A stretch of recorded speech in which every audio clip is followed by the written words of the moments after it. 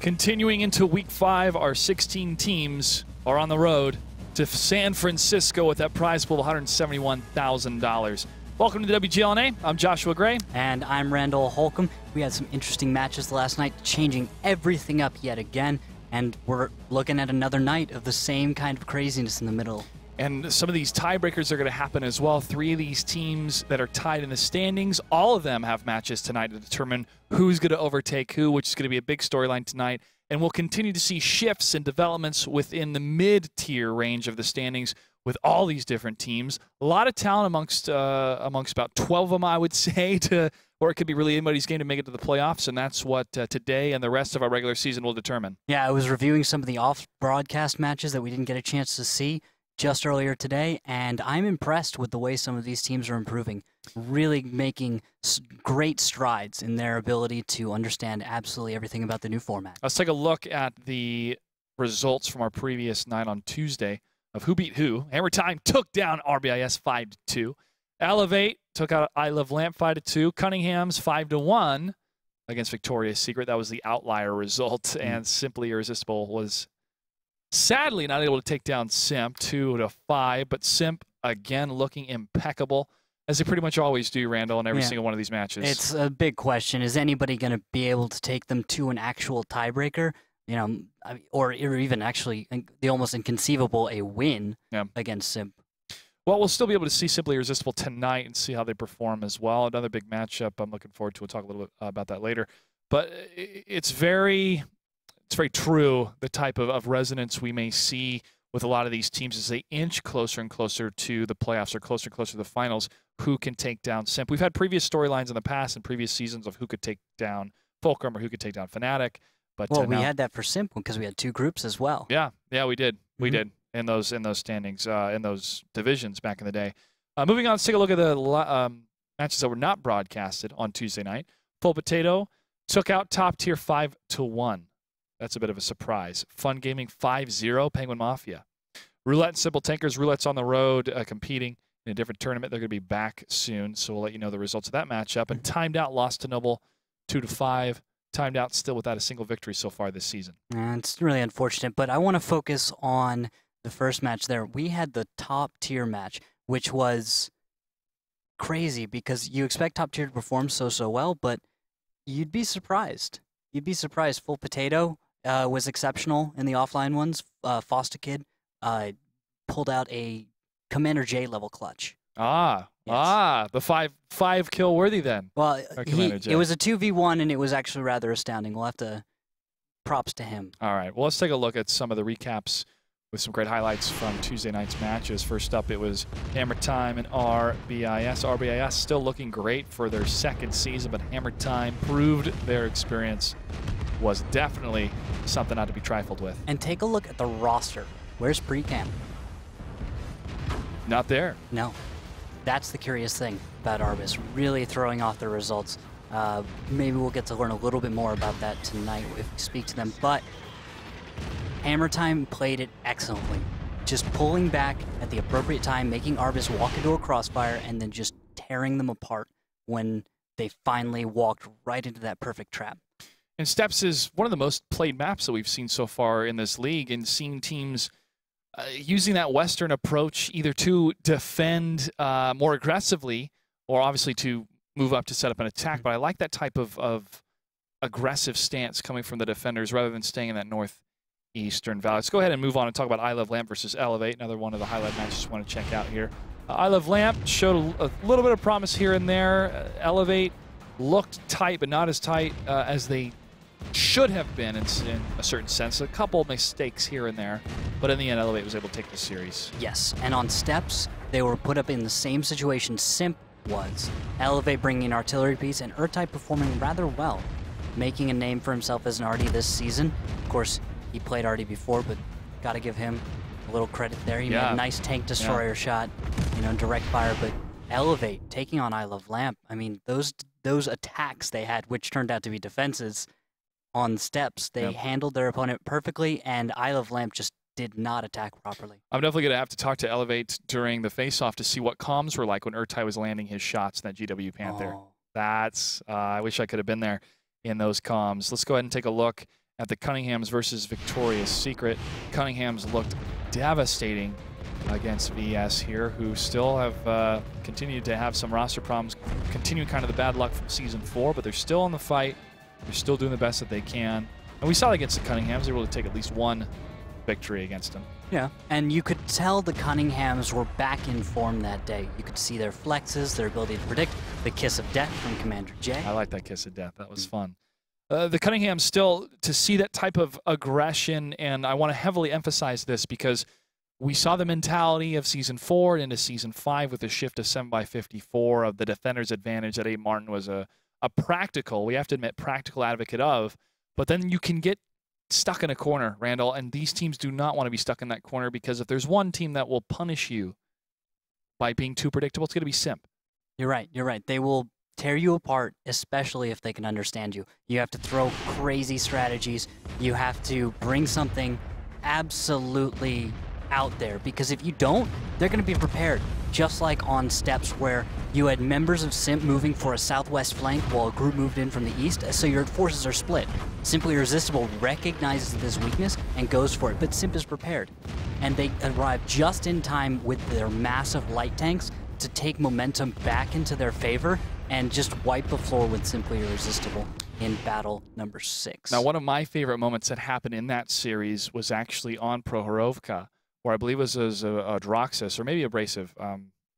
They had moved up and body blocked the enemy tank on the train tracks, allowing for their teammate to have an opening shot in that one instance. And so that was controlling the enemy's behavior in order to line up another shot. It was beautiful, it was calculated, and it was precise, at least with the timing of the body block, landing the shot, and then continuing on into the battle. Very, very flexible and really highly accurate shot as well. That was Abrasive, I believe, and then RU-251. Yeah, moving up and getting the body block. I couldn't remember if it was either Abrasive or a Droxus. I believe it was Abrasive on the high ground there. But they continue to look fantastic as the #1 team here. But we'll see maybe a couple more mixes in the standings after tonight's results. If there's one result that I wasn't too happy with, it was when I first purchased a TOG 2. I wasn't prepared for the nautical power of the TOG 2. Let's take a look. Here we explore tank facts about the TOG 2. The TOG 2 is an endangered species from the remote island of Great Britain. It is considered endangered because this tank's natural habitat, trench warfare, is no longer a viable method of combat. The TOG 2 is a monstrous tank capable of absorbing 1,400 hit points before it explodes in a ball of nostalgia. For size comparison, the TOG 2 is longer than a mouse, and I don't mean the furry kind. One thing that everyone can agree on is the TOG 2 is very, very slow, like a turtle or a boat. Really? Whoa! Coming in hot? The TOG 2 may move like a turtle, but it's a turtle with laser beams. The OQF 17-pounder Mark 7 gun can fire 12 rounds per minute. When using APCR rounds, this gun can penetrate up to 239 millimeters of armor. Despite its speed, the TOG 2 proves that in battle, slow and steady wins the race. With laser beams.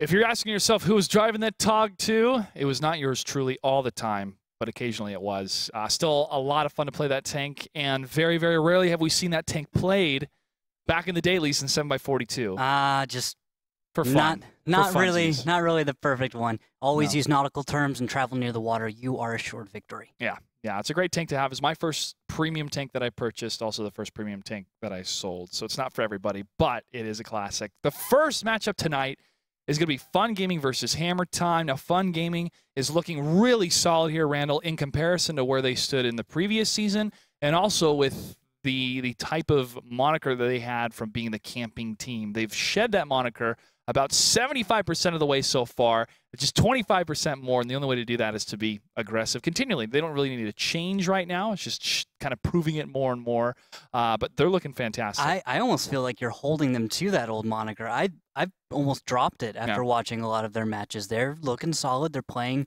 competently. Their attacks are not quite as strong as their defenses, but That's because most teams' attacks are not as strong as their defenses. Very true. Moving on, let's talk about Full Potato versus Elevate.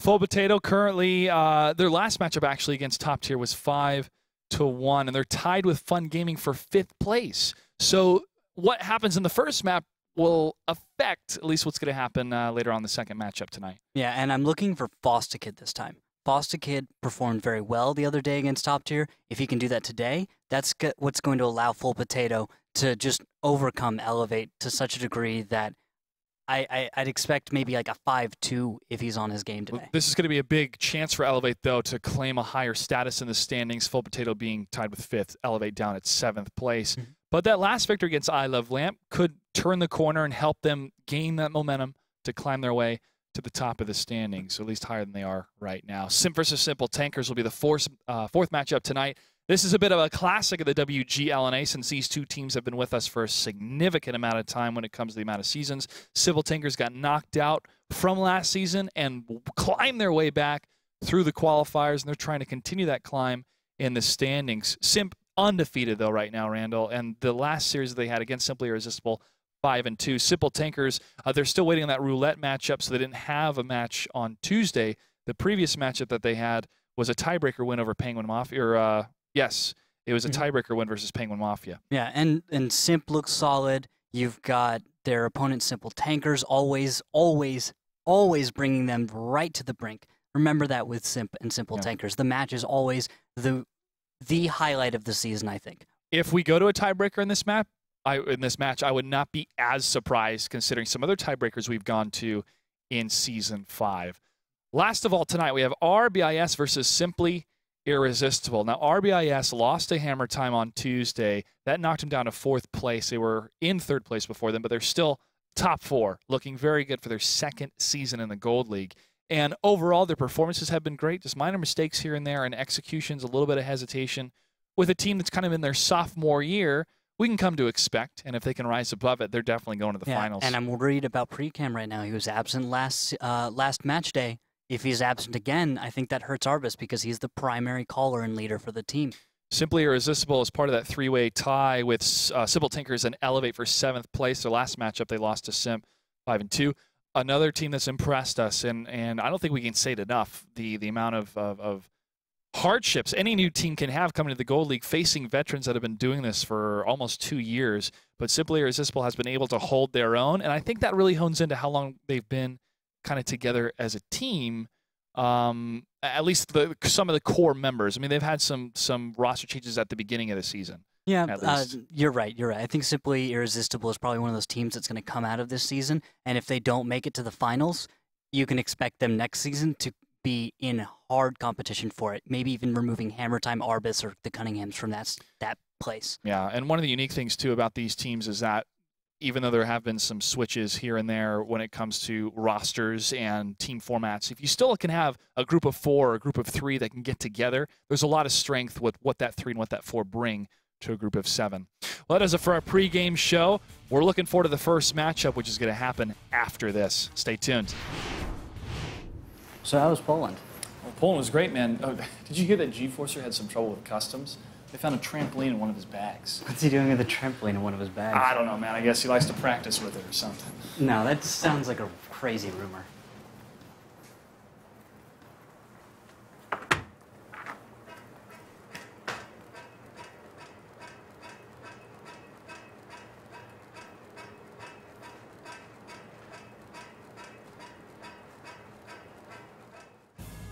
Oh, G-Forcer. I think it really does make a difference when he uses that.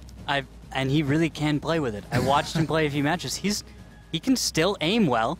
The bouncing up and down doesn't throw him off at all. It's crazy. He's a good sport as well. Huge thank you to him and the rest of the team captains that joined us for our media day at the beginning of the season. We'd like to hear from you on social media. Let us know what you think about tonight's matches over on Twitter at WGLNA. Also, Facebook.com/WGLNA, and use that hashtag WGLNA. And what do we have for the question of the day? All right, so there's a little bit of a debate going on right now.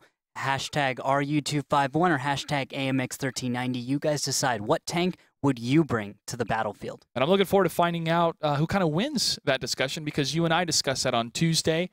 I think both tanks are obviously awesome, and the new kid on the block, the RU-251, has proven to be quite the selection in the 7x54 format. Impressive so far. We'll probably get to see a few arguments for either side tonight. I kind of lean towards 1390 based on personal experience, but the RU is so I good. like it as well. And I'm an American tanker. All right, the face-off is ready between our two team representatives. Good evening, gentlemen. Good evening again. How are we doing? We're doing great. Let's talk with Shedamon from Fun Gaming first. Surprising victory, some would say. I don't think you guys were as surprised with a victory over Penguin Mafia. What type of kind of inspiration or attitude change does that bring to your team with another victory in the season?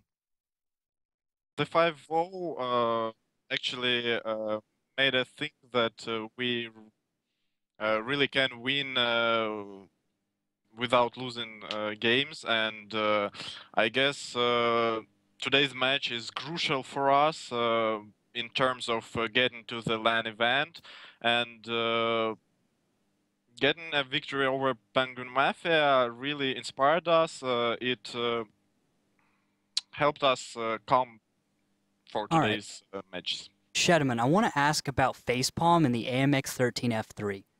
I was able to review some of your matches against Penguin Mafia, and he was making some shots. What is he doing, or what is it about that tank choice that you think is working out so well? Actually, he is madly in love with that arty because he thinks that amongst its level, it's the best.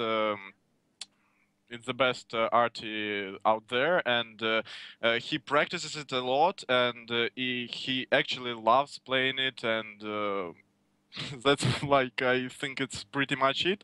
When you like playing the tank and you can play it well, why the hell not?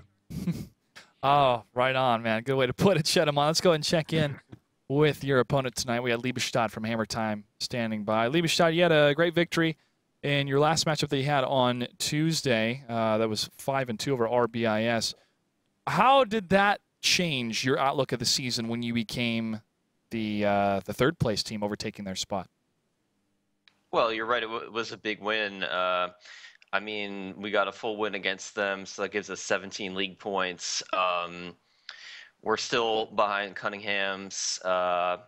We lost to them in a tiebreaker earlier this season, but we're within striking distance. If they slip up, then we could take their second spot, which is the outcome that we want to happen. So our win yesterday put pressure on Cunningham's. All right. I want to ask about the playstyle you've experienced against Arbis. Like, pre-cam seemed absent. How do you think that changed their play against you guys?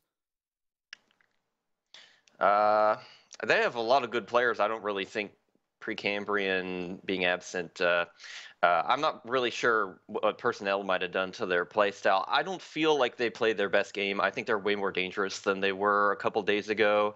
I mean, we lost a couple games that, I mean, they barely won. So, I mean, what I mean by that is they just didn't play very well. And I think they agree with that.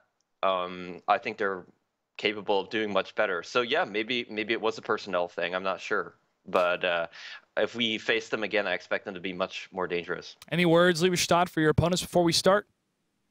Fun Gaming's kind of a wild card team. I'm not. They had some impressive victories, some defeats too. May the best team win. That's all I gotta say. That's all I gotta say. All right, thank you, Liebestad. Shedamon, any words? I must say that, as I've already said, this match is crucial for us, so good luck, have fun. All right, thank you, gentlemen. Good luck. We'll see you on the battlefield. I mean, both teams with a victory from Tuesday, it definitely puts you in a different mindset. Yeah. And I always feel that when you have a previous loss, moving in from Tuesday to Thursday, it's a tougher climb. It's tougher to kind of get into the groove of things. It's tougher to get into that mindset to play, you know, to compete. And that just applies in a lot of different instances, I think, in any type of competition. Yeah, because you have your loss. Later that day, you're bummed out because you just lost. You have a day to sit there and try and recover and practice from it, but it's still fresh enough to the point where some people could still not feel quite Two-day right. difference. Yeah, they feel tilted.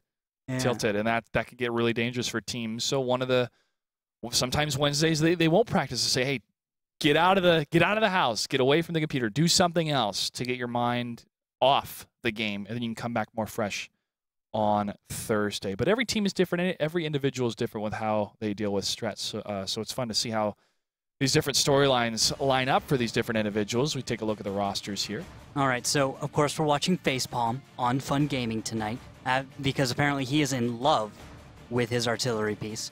So that all day, every day. And then, of course, we saw Leavestad earlier, and I'm never able to get a read on whether he's actually confident or not, or because he always just seems so in between. So I'm going to be watching him tonight to see if I can begin picking up a little bit more on his play style and how we can tell how he's going to play based off his face-off. Yeah, match number 1 is about to begin. Battle number 1 between Fun Gaming and Hammer Time will take place on Himmelsdorf. What do we have for tanks, Randall? All right, so for Fun Gaming, the red team attacking, we're going to have two 5100s, 2 IS-3s, a Waffentrager, an IS, and a T-29.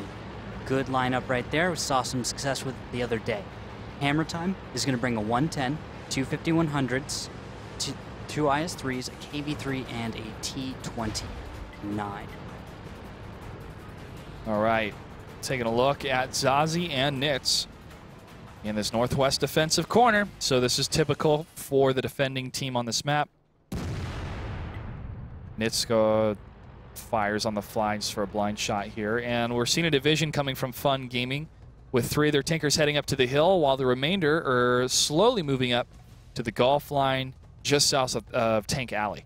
Yeah, and if you look now, Snow is actually, oh wow, that counterfire. Snow is just getting into position when that was Big Cheese downrange with Photo Finish and Drynets, and possibly Overlord Prime. They put counterfire on that high ground from across the map and timed it, which is rather impressive because he was 1 second away from walking into those shells.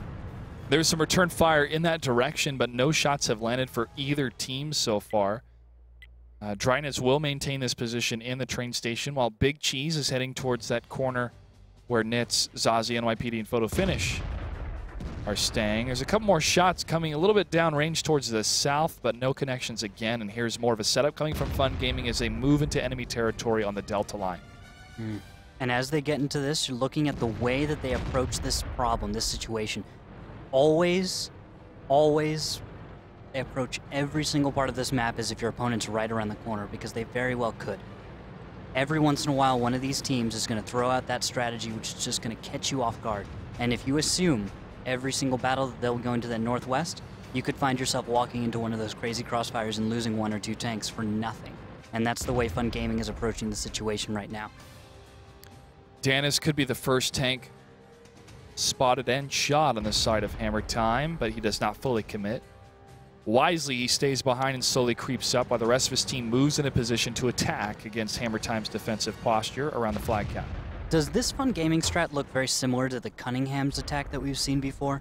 5100s on the high ground? A big shot against Nyx for 657. Yeah, that's from Snow. I didn't think that would hit. I forgot the shell moved that slowly. More shots going towards Nitz from Facepalm, but they do not land. Another one does for 308.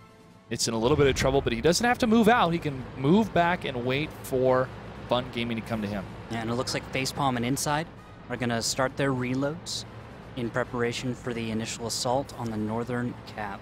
And with that, Snow looks to be covering and zeroing in on the position held by Nitz currently. We'll see probably a little bit of motion out of the 5100's Facepalm and Inside. Shot fired. No connection onto Nitz as everyone gets in a position. Once these 5100s for Fun Gaming are reloaded, it makes sense that they're going to push in. And we should expect, I don't know, a 3-minute, 15-second attack?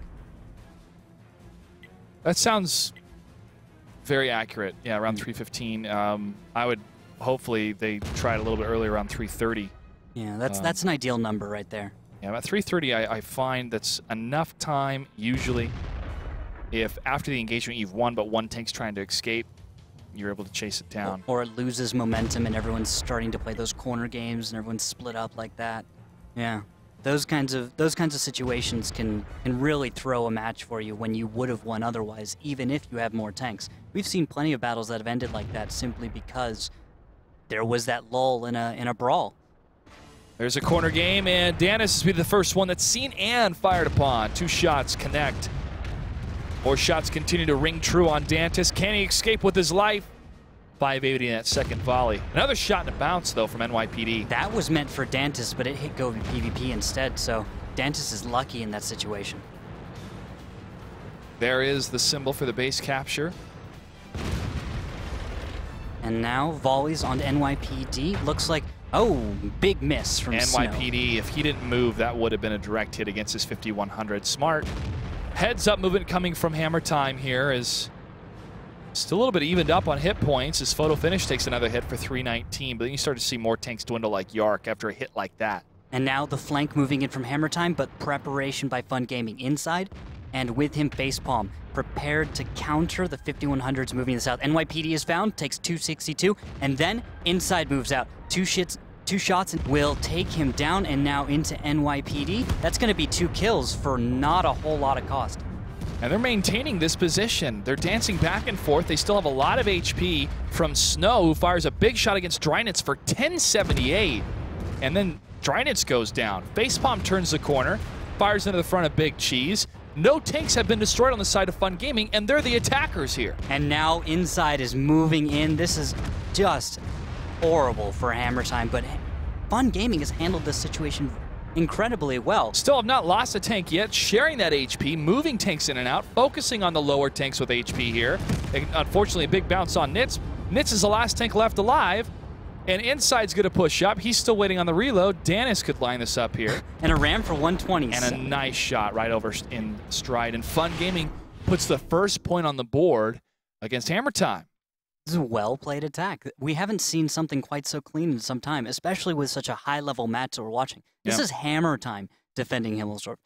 This is one of the top teams in the league, and Fun Gaming just made it look easy. I think Hammer Time may be more surprised than we are with that victory, but after us watching it, everything makes sense when you look at Fun Gaming's approach and also the amount of damage Snow is able to execute continually in this series. Yeah, and I think forcing Nitz to back off of his hold down position allowed for Fun Gaming to approach the cap and take less damage, because without that KV3 watching all of the approaches, you don't get all of the intel that you otherwise would. And so for just a few seconds more, you're blind to your opponent's blitz. And I think that's where it started. It came through with excellent individual play and teamwork, but it was just solid, good play by Fun Gaming, and Hammer Time didn't make any huge mistakes. It was just Fun Gaming connected their shells and did a solid job on this. Snow connected 4 out of those 8 shells, and he did almost 3,000 damage. That can make such a huge difference when a tank like a Waffentrager is used in the most effective manner, in the most effective of times, honestly, with his very small kind of scoot and shoot, move out, shoot, and then move back, and to do over 1,000 damage against a T-29. And some of those misses were just blind shots. You know, so we can't even say that he was playing poorly. I think all of his connections were worth it, and that one miss we noticed, excusable. Yeah.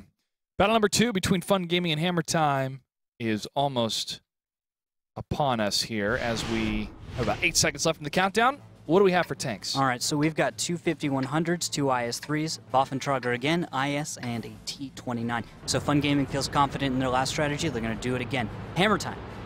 A 110, 2 5100s, and IS-3. They're going to bring that Waffentrager now, and they're going to drop the KB3 and instead pick up T-29s. So they're playing that hull-down game, and I think they'll try and avoid being completely whomped in that northeast, Alpha 5 position that was just torn apart last time. Well, hopefully going for more of a, I would say turtle approach from Hammer Time, but that's what they did last time, and it was not effective. No. But they're going for the same placement in this northwest corner. Well, with Drynitz and a Waffentrager, I think you have some of that alpha to bring back against your opponent, because you saw the Waffentrager by Snow do such an excellent job. We've seen Drynitz in a Waffentrager as well numerous times, and we've seen him perform. So now we have two players who are accustomed and skilled to the Waffentrager on the battlefield, facing off against each other. So the big question is, will Drynitz have more of an effect, or will Snow? I think that's where this battle is going to sway. Which one of them is going to land that big hit first? Yeah, kind of be the instigator for their team using that tank destroyer. Do you think Drynitz is not at the best position, though, on the train track or behind the train station? It depends. Based on what we know of the attack of Fun Gaming last time, yeah, maybe not. Maybe not the best position, but if Fun Gaming switches the style of their attack and instead decides to go strong south instead of strong north, then definitely he's in the right spot. Definitely. So that shot, he will see someone come around that corner who is not expecting him to be right there necessarily, and that shell's going to land.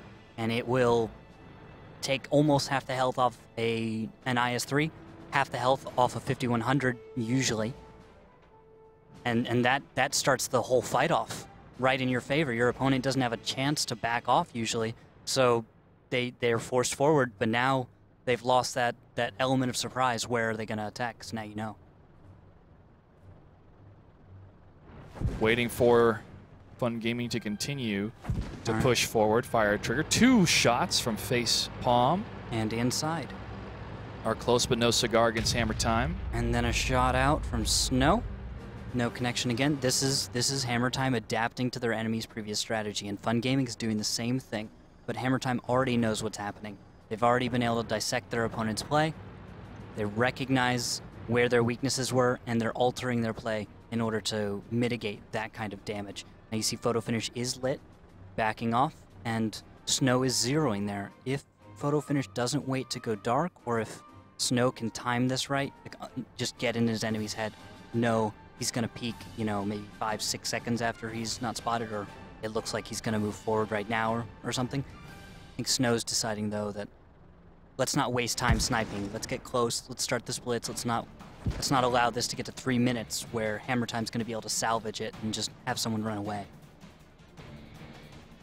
With this lineup coming from Hammer Time, they're ready for Fun Gaming to charge through, but they looked ready last time, and Fun Gaming proved that wrong. But look at Drynitz. I think Drynitz indicates Hammer Time's understanding of their opponent, in that you can see the Waffentrager shifted from that position you were questioning earlier, now into a position to block or punish Fun Gaming's attack strong side north. Reaching that point for Fun Gaming has to attack in order to make a difference. If not, the time runs out, then Hammer Time will take the victory. Now 3 minutes, not a lot of time to get a cap, not a lot of time to get those kills, and you can see how that strong side north strategy is going to come into play, because you have inside in a 5100 hanging way east instead of closer to the west like he did earlier, and same with facepalm. And here's the push. Dan is up front as well, but he takes a big hit. And it's going to stop Go PvP right in the open. He might take some fire as well, taking 288 at least, but the return fire, 767 from Snow, might be able to bring them back into this. Such a linchpin for his team in that corner. How he scoots and shoots next to that church. Yark, along with his teammate, Nismoon, is still on the fight against Photo Finish. Big shot from Drynitz. And the juke from Nismoon, just moving at the right moment. That shell went straight by the turret. NYPD takes a hit. Snow takes a hit for 283. But he's still in the firefight, waiting for the reload. Drynitz will be reloaded now. And he's looking for a nice, clean shot. And to the side inside is getting in position, but Zazie is waiting for him, along with Nitz. The two of them, the T-29's ready to volley fire right into inside as soon as he attempts to move in for the flank. Big Cheese gets hit for 424, then 324. He's low. They want to target that 5100 first to get rid of that burst fire. Snow takes a big hit for 345, but fires and gets a kill against 15100. Here's Big Cheese. He goes down. Drynitz now takes a hit, fires back. I'm not sure that connected. Not at all, but facepalm. Perfect timing. Perfect approach. 4 seconds left on the flag cap, but Go PvP leaves the flag. And that resets. Photo Finish and Overlord Prime have 1 minute and 18 seconds to hold against the attacking team. The facepalm's ready to fire, but Photo Finish lands a shot just in time. Yark hits for 427. These two tanks are very low. Yeah, and inside to the south has been able to take on Nitz and Zazie, but as losing out in this fight, is able to deal a little damage. T-29s might be able to bring this one back for Hammer Time and get them the win. Depends upon Snow here, who just landed another shot and another kill on his tank. He's going to take a hit for 257. That's Yarick. Yarick needs to hold and cover Snow, but Overlord Prime sneaks the kill. Good shot from Overlord Prime. Good timing. And now Inside. Inside's the one who's going to be able to bring this back or is going to just be taken down. It's if Zazie can kill Inside or Inside's reloaded. Yeah, Zazi's in a really great position to land this shot if Inside comes around that corner. He's moving up. A little bit too fast here. If Yarick's able to convey that information, I'm not sure he can. Zazie has 378. It's going to take and two here shells comes for Inside around the corner. Zazi's ready. He gets the shot. He takes a hit himself, but it's only for 295 damage. And now Hammer Time just has to back off. There's 10 too many seconds tanks. left. 10 seconds left for Hammer Time to hold this. Yarick can't get through. There's too many tanks now. There's 5 tanks between him that are just wrecks and Overlord Prime. Zazie can run. It's over. Hammer Time able to successfully defend his time.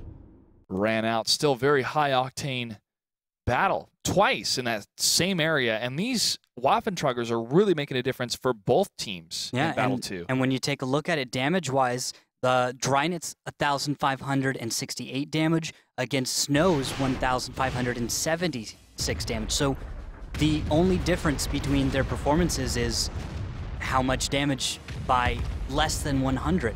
And above that, actually a T-29 Nizmoon from Fun Gaming was able to do over 2K.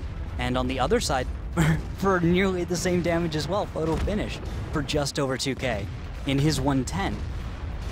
Impressive play, and I love this blockage that you mentioned. He couldn't get through because of the dead tanks, and because of that, he couldn't charge and get the remainder of the kills. If he got lucky, of course, he was outgunned 2 against 1. I'm impressed so far with Fun Gaming's real deliverance as the attackers to put Hammer Time up against the ropes twice, 1 being successful, 2 close enough, but because of the time limit, getting the loss there.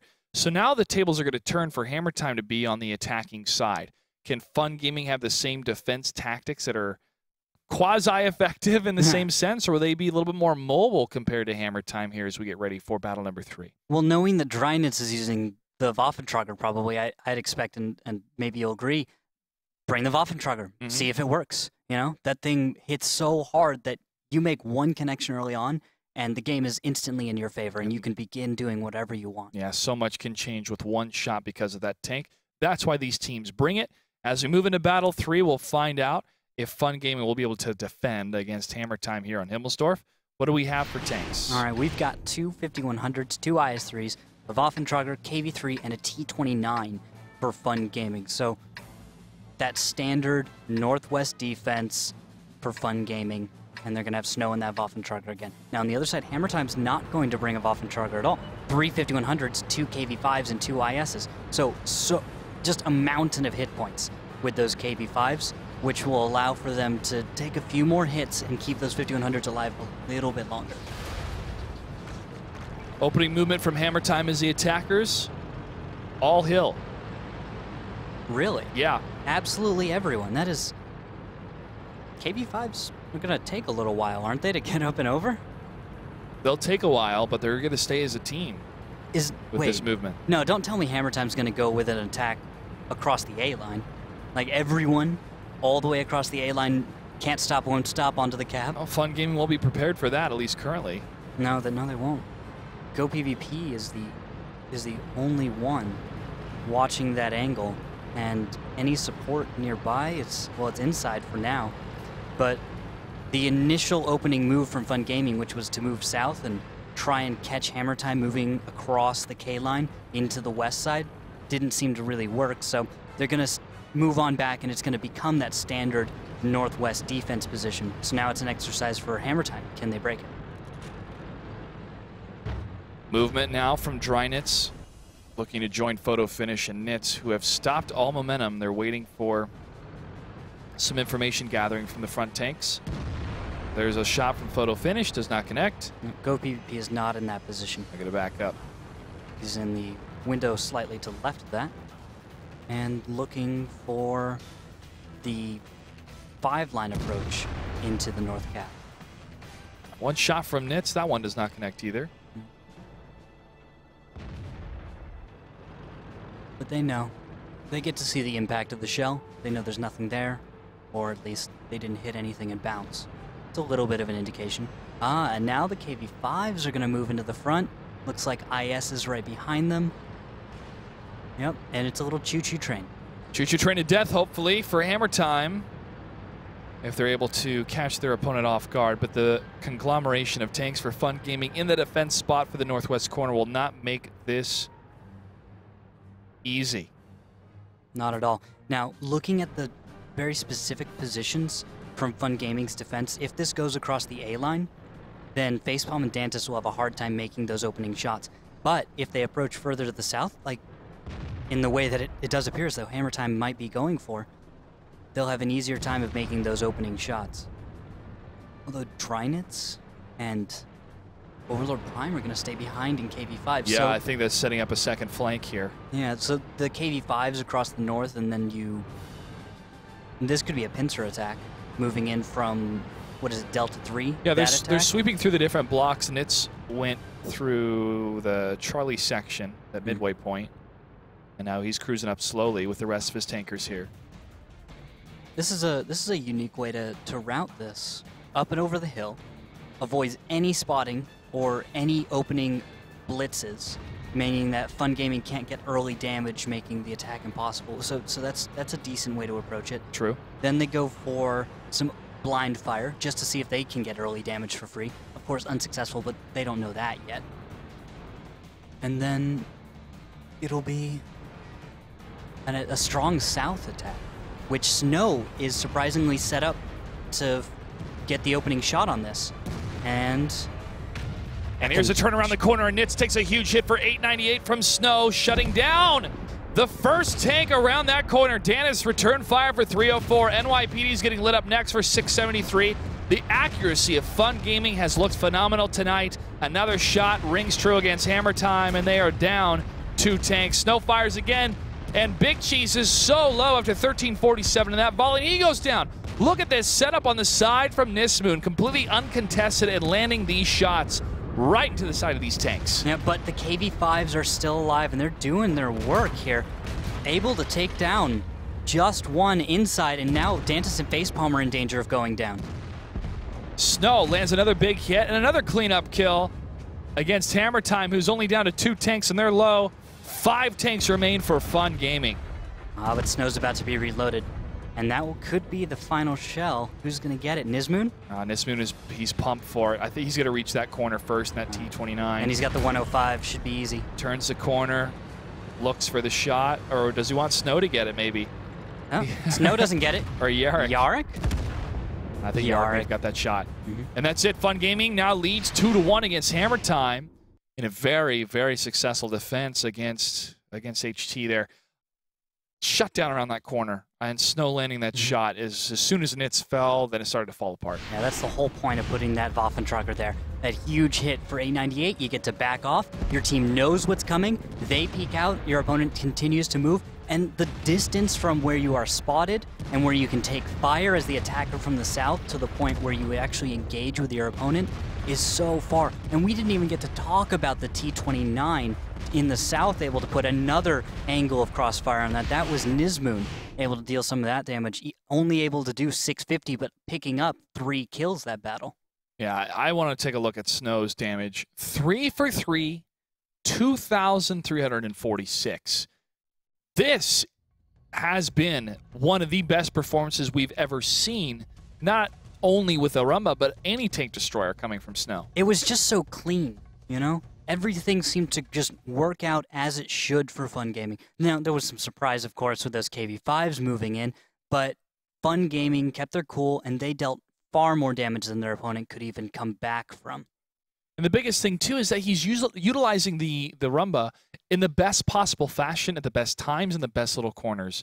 Unfortunately, when people bring these tanks, they'll think of the same lineups or setups or strategy when it comes to tank placement compared to, another tier 8 like a T-32, or this case an IS-3 or a 5100. But I really like how he's playing these corners almost like a sneaky sniper in a sense. Just pops out, fires, and pops back. Yeah. All right, Randall, this is battle number 4 between these two teams. What do we have for tanks? All right, for tanks, 2 5100s, 2 IS-3s, Waffentrager, KV-3, T-29 for Fun Gaming, and on Hammer Time, a 110, 2 5100s, 2 IS-3s, Waffentrager by Dryness, and an AMX 12T. The attack continues for Hammer Time, who need to break through this defense. If they cannot, Fun Gaming will get another point, a victory lead. And look at that, a tweet from Tommy Birdwell, I guess the Birdman himself. Birdman! Yeah, I'm calling the upset here and pulling for Fun Gaming over Hammer Time in a tiebreaker. Liking Snow with the waffle. Hashtag WGLNA. Right on. Thank you, Tommy. He is the man, the Birdman. Great film, by the way. Whoa! Explosions. Isn't it fun? Ah, cool. All right, Big Cheese photo finish. Now heading towards the western side of the map.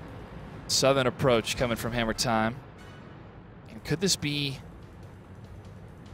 a more open long-range firefight in favor of Snow once again? I think so. The prediction from Fun Gaming, you look how Snow's going out to the west here and making these blind shots, they're predicting their opponent's moves. And they have no real indication that they're doing this. This is head games. This is Fun Gaming playing this just one step ahead of their opponent, knowing their reactions, the way that they're going to attack them, the way they're going to need to defend, and knowing that Hammer Time isn't the kind of team that's going to pull that same strategy twice. Photo finish now leading the charge up on the west side. And shot out from Snow. Oh, just over the left side of photo finish. Does not connect, though. And he's not spotted. That was blind fire. And now Nizmoon firing down the 2-3 line towards where Big Cheese and the rest of the 5100s are. Now the shot fired up to the north does not connect. Shot towards photo finish. For you new viewers joining us for the first time, on attack defense mode here for 7x54, Hammer Time is on the attack. They're in the blue. They have to either capture this flag, which unfortunately Nitch just got destroyed trying to do so, or destroy all the enemy tanks. Fun Gaming as the defenders in the red. They have to either wait till the time runs out or destroy all of their enemy tanks in order to get a victory here. And they're up 2-1. More shots fired going towards the north. Snow still looking for one of those shots. Nizmoon gets hit for 670. Look at that long-range shot. Ouch. Well, nice shot by Drynitz. I thought Snow was going to be the one to carry this game for Fun Gaming, but if we have Drynitz playing like that, making shots like that, if he one more, it's all he needs. And then I think Hammer Time can make the cap.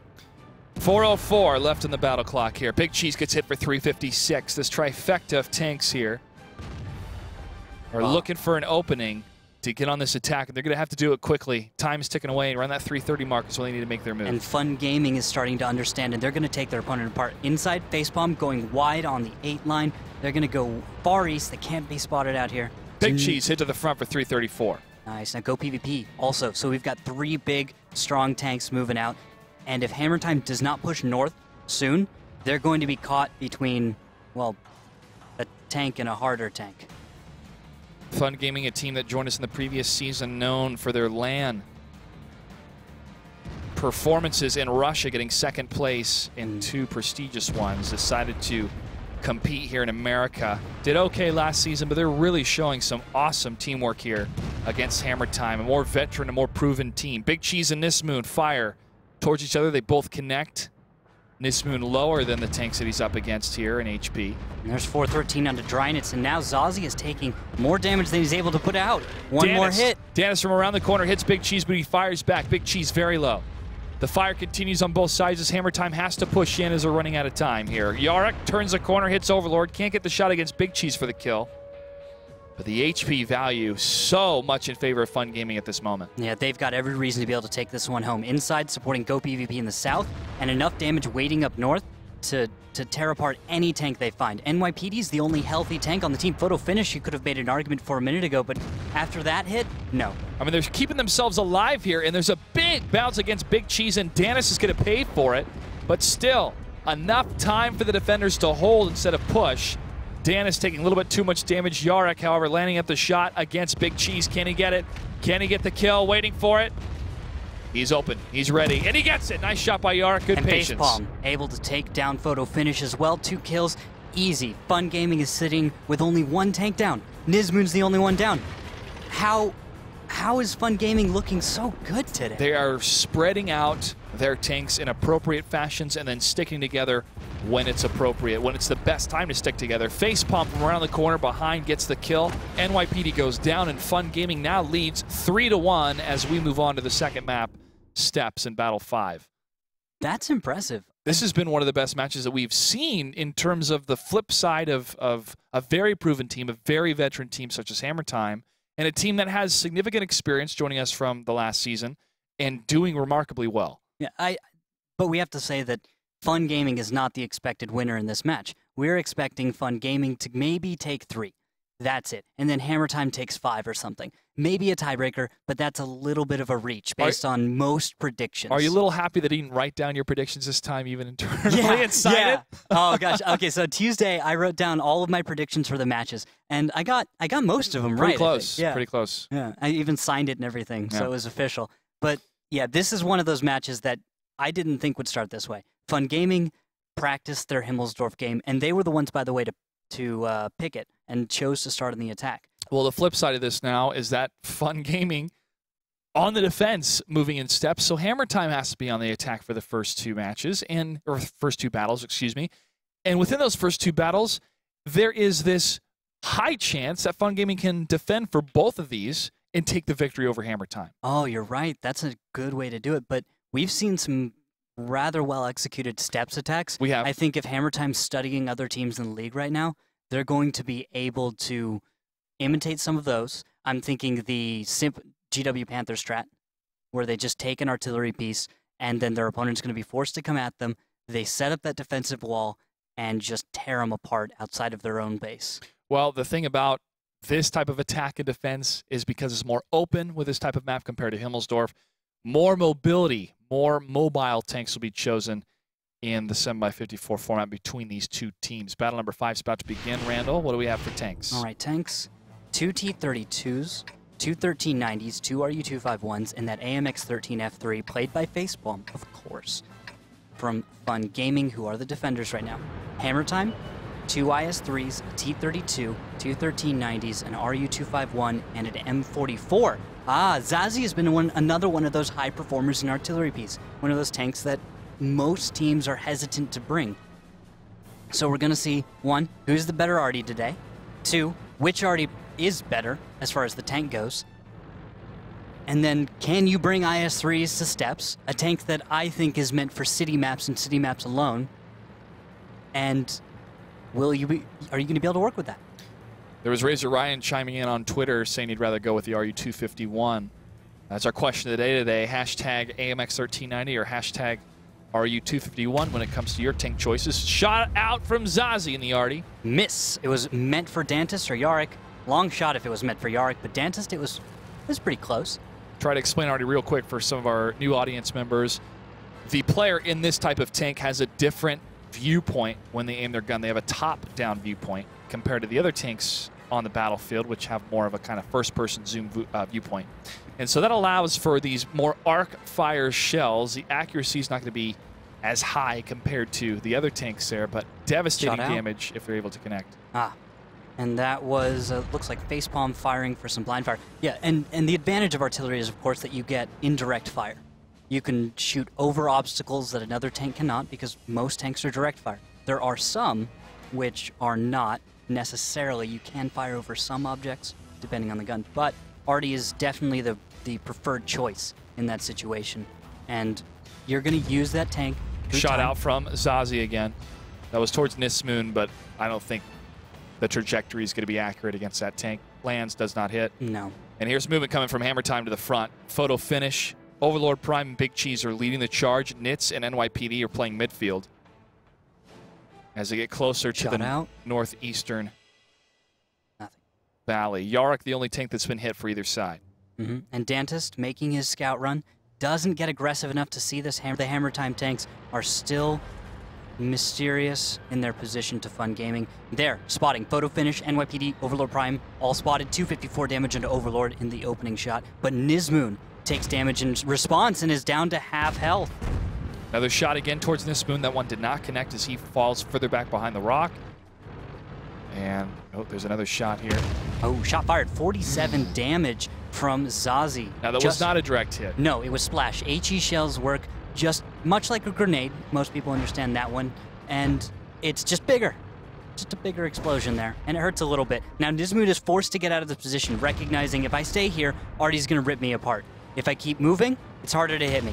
And you can see the example as Nizmoon takes only one shell crossing in the open. Surprising that Hammer Time wasn't able to get those, but it was an unexpected move. Hammer Time's indicated they're going for the flag cap, or at least moving in that certain position.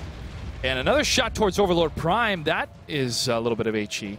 Just a little bit. Now, Snow and Go PvP and the T-32s are going to move up first with light tanks in support. They don't want to leave those soft light tanks exposed. They want to have the heavy armor and hit points of the T-32 Snow and Go PvP to approach and grab the attention of Hammer Time while they bring in a flank on the side. And there's that flank. You're seeing the setup. Snow up front, along with Go PvP, as you mentioned. Snow takes that first brunt hit of 251. Danis is now going to put it in. Look at this. Nice shot over the cross against Overlord Prime. He falls. That's going to open up the front lines for Fun Gaming to return fire against these tanks. And look at the amount of firepower going towards one target at a time. Nice concentrated fire coming from Fun Gaming. But only Go PvP remains as the heavy health point tank. And Zazie is to the south right now of Fun Gaming's position. Artillery shells into the back of these tanks will rip them up. Unfortunately for Zazie, unable to land that shot. That would have been devastating against Go PvP. Go PvP looking to line up another shot against Drynitz, and NYPD and Drynitz are in serious trouble as NYPD is hit from behind for 221. Go PvP lines up the shot. Oh, he misses on the fly. And an Artie shell again. Zazie not able to make that one land. And there's Drynitz trying to escape. One more shot, he'll go down. Yarick's lining this up. Maybe Nisman will get it. Or going for the ram damage. Yarick gets it. Kiss of death from the front. NYPD low. On the run still, Zazie, last tank remaining in that M44. Oh, don't forget about NYP. Oh, never mind. No, he's gone. Yep.